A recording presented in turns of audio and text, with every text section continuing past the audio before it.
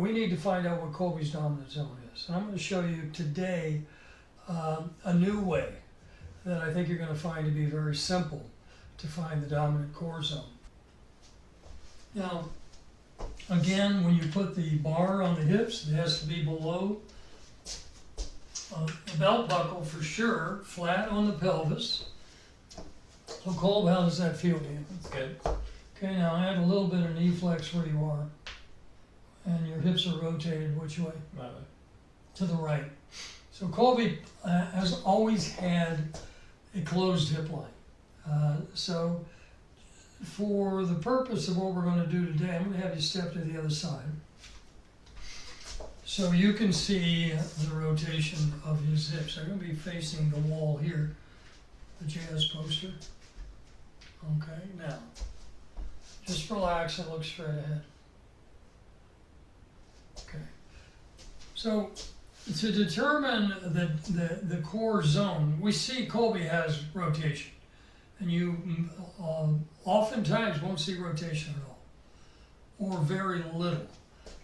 And in order to find rotation, we're going to use 3 stance widths, and I will explain to you as we go what those are.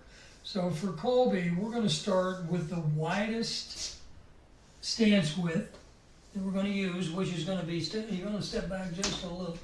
So the placement of the feet is critical. Middle of your right foot on 0 facing me, there you go. There's no flare. Even though your students might complain a little bit, they have to be 90 degrees. And your next one is going to be 25. Okay. Now look straight ahead. Now, as I stand here, by the way, the longer the hip bar, the easier it is going to be to see rotation. If you get a shorter hip bar on, it's not going to be so simple. So, if you add knee flex, and what do you see? It looks pretty square. Okay, and that's the issue. It's going to look square to your student, and it's actually open. It's actually going the other way. But let me show you what to do. So, understanding grip size, shouldn't have filled this, but here's a coffee cup, okay? This, you're going to use a very large tubular, like a coffee cup. And Colby, I want you to take this in your left hand, like that, okay? Now look what just happened to your hips. Well, that way. A lot too, huh? Mm-hmm. So the larger the grip you put in their hand, the more expression you're going to get of core change, okay? Okay. The key here is, well, I'll show you the key. So Colby's in a lower core stance width. He's in what we call the performance zone, performance stance range.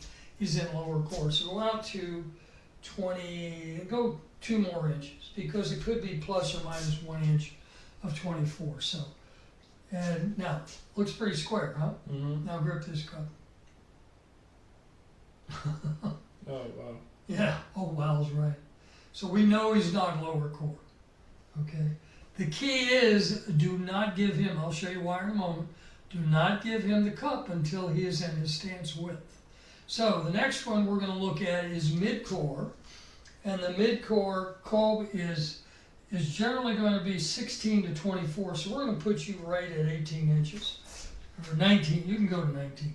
So we know 19, or 20 to 28, let's put you at 18, I'm sorry.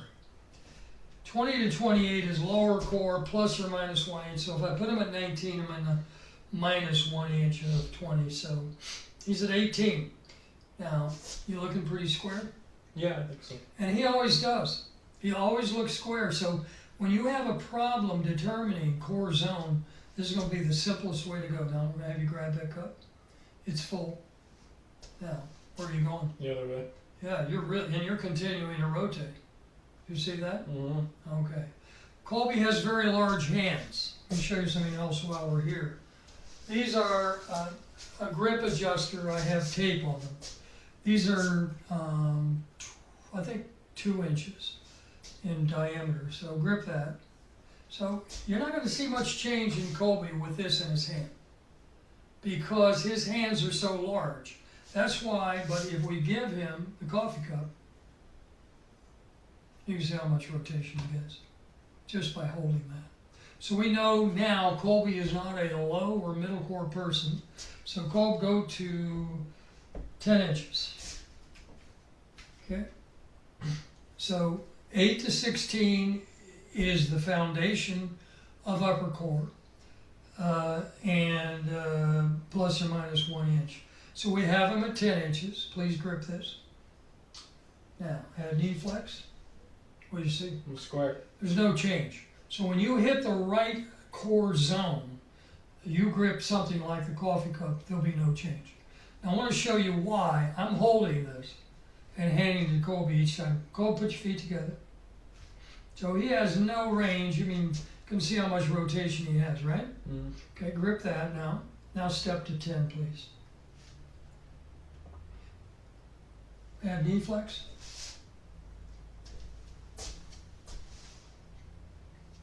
Oh, we're still seeing even, okay? What I'd like for you to do is step back. So we didn't move his right foot. So just get your wide base. No, right where you are over there, wide base. Now narrow up. Now take that cup. Now step into 10 inches if you would. And you can see now. So what we were able to determine that he's an upper core player, but only, now raise 1 foot, and actually both feet. Okay, now I'm going to hand him this at 10 inches, and there you go.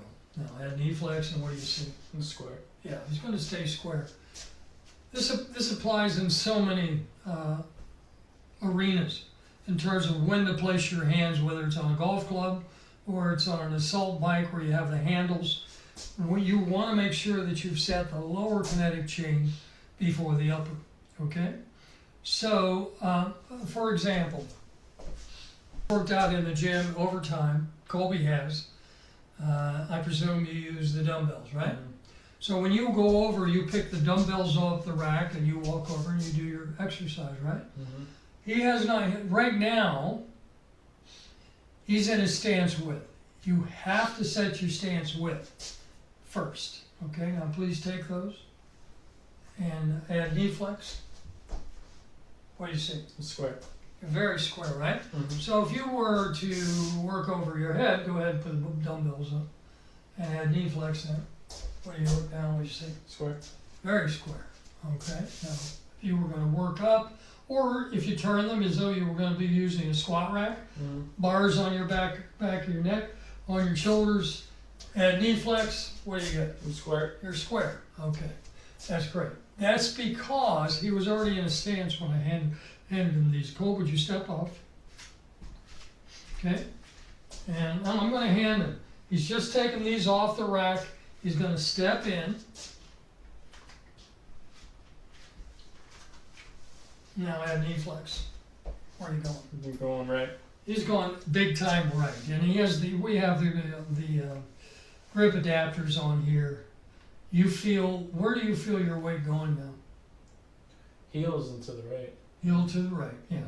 He's going to overdevelop his right side in this case, and most athletes have overdeveloped one side, but this is one of the origins of that overdevelopment. Okay, so no matter what you're doing, now step off, please.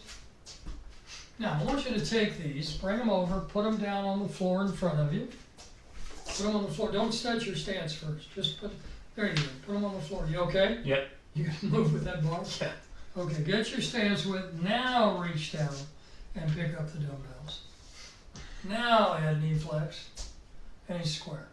Now, if he's going to work out, whether he's on the squat rack, working with the lat machine, dumbbells, sets his feet, and then adds his hands.